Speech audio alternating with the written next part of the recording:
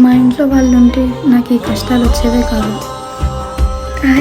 రాఖీ ఏంది రాఖీ కడతాదా? పోపమ్మ పల్లె కట్టినావని అన్నారా?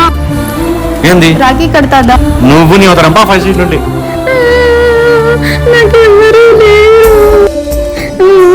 ఏమైంది? ఇక్కడ ఏదో ఏడుపుల శబ్దం వినిపిస్తుంది.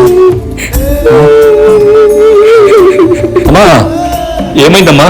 ఎందుకు ఏడుస్తున్నావు? అమ్మా నీకెవరు లేరా? మా ఇంట్లో వాళ్ళందరూ యాక్సిడెంట్ లో చనిపోయారు.